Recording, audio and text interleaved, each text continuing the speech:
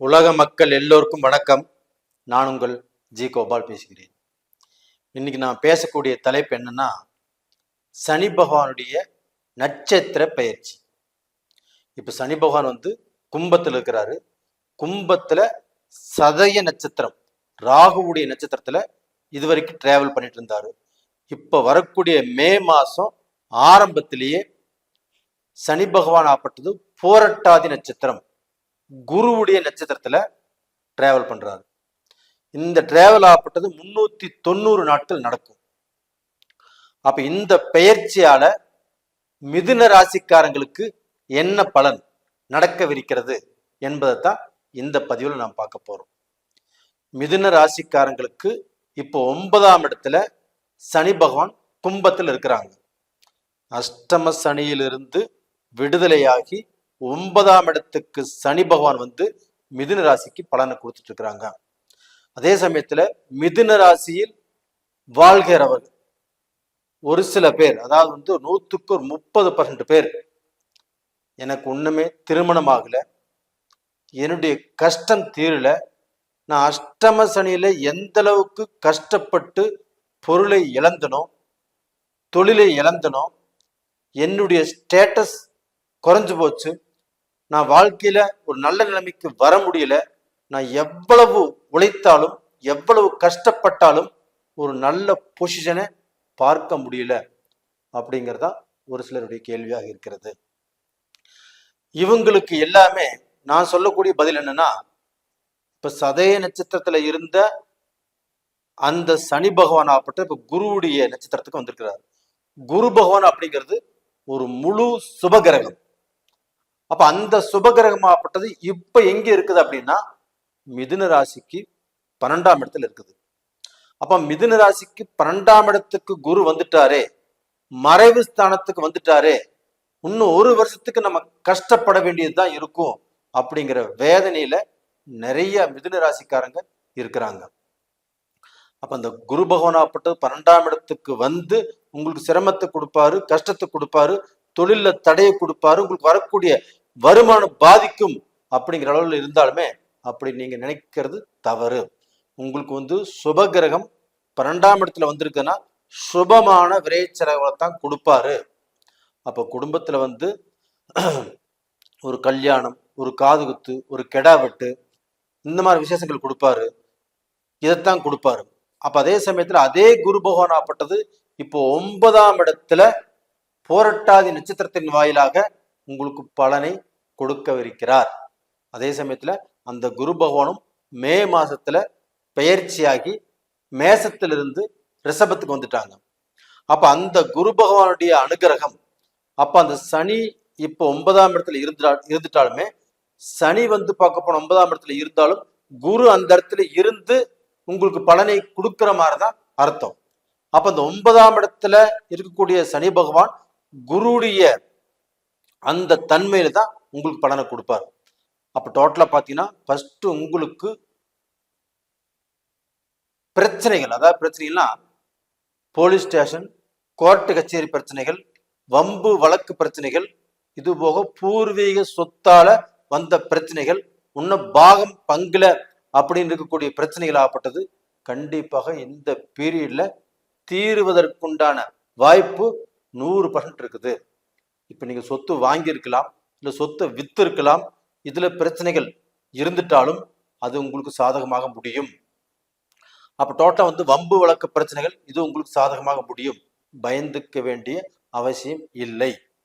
இது போக நான் ரொம்ப கஷ்டப்பட்டுட்டு இருக்கிறேன், எனக்கு வேலை கிடைக்கல, நான் வேலைக்கு அலைஞ்சிட்டு இருக்கிறேன், செஞ்சுட்டு இருந்த வேலை எனக்கு போச்சு, எனக்கு ஒரு நிலையான வேலை இல்லை, அந்த செஞ்சுட்டு இருந்த வேலையில நல்லா சம்பாதிச்சேன், எனக்கு அதன் மூலியமாக இப்ப நிறைய டிமாண்ட்ஸ், இப்போ நான் சம்பாதனைக்கு தகுந்த மாதிரி என்னுடைய வாழ்க்கை நடைமுறையில் இருந்துச்சு, இப்ப எனக்கு அந்த வேலை போச்சு, அந்த வருமானம் போச்சு, இதற்கு மேல வேலை கிடைக்குமா அப்படின்னு நிறைய பேர் வருத்தத்தில் இருக்கிறீங்க.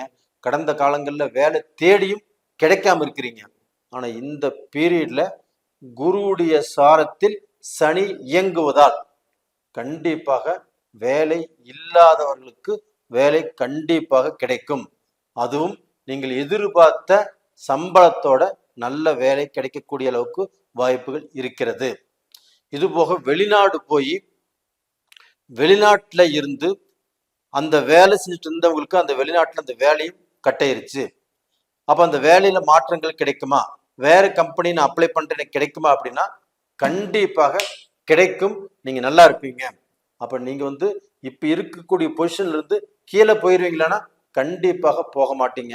நீங்கள் ஒரு படி மேல வருவதற்கு உண்டான வாய்ப்பு தான் இருக்குதோ இல்லையோ, கண்டிப்பாக கீழே போவதற்கு வாய்ப்பே இல்லை. அது போக பிசினஸ் பண்றவங்க, ஒரு வியாபாரம் பண்றவங்க, அவங்களுக்கும் இந்த காலகட்டத்துல ஒரு நல்ல மாற்றத்தை இந்த குரு பகவான் உருவாக்கி கொடுப்பார். அப்ப நீங்க செய்யக்கூடிய தொழில்ல உங்களுக்கு லாபம் கிடைக்கும். அந்த லாபத்தின் மூலியமாக நீங்க பட்ட கடனை அடைப்பீங்க.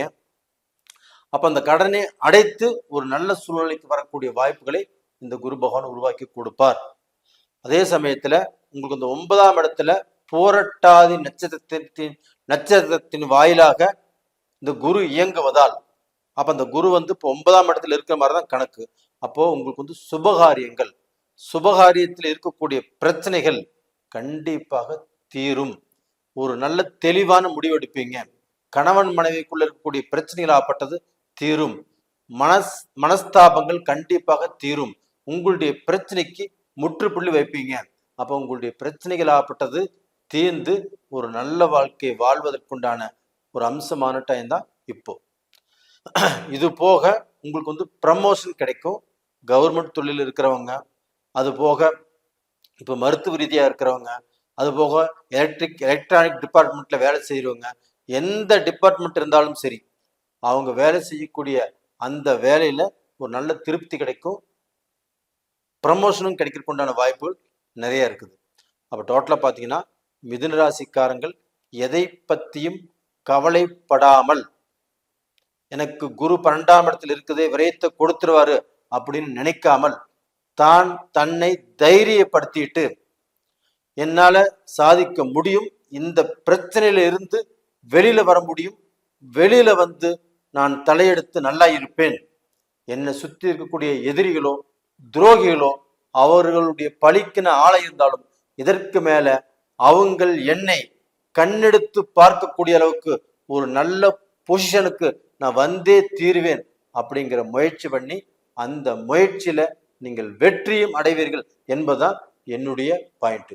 அப்ப டோட்டலா பாத்தீங்கன்னா மிதுன ராசியில பிறந்தவங்களுக்கு இப்ப நீங்க கும்பிடக்கூடிய தெய்வம் என்னன்னா, அந்த குரு பகவானை வியாழக்கிழமை நாள்ல சுண்டக்கடலை மாலை போட்டு கும்பிட்டு வாங்க.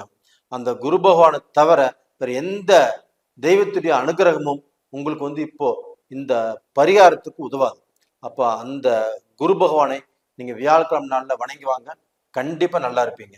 நேயர்களே, இந்த பதிவு பிடிச்சிருக்குன்னு நினைக்கிறேன். பிடிச்சிருந்தா லைக் பண்ணுங்க, சப்ஸ்கிரைப் பண்ணுங்க, ஆல் அப்படிங்கிற பெல் பட்டனை ப்ரெஸ் பண்ணிக்கோங்க. உங்களுடைய ஜென்ம ஜாதகம் தான் உங்களுடைய தலையெழுத்தை நிர்ணயிப்பது.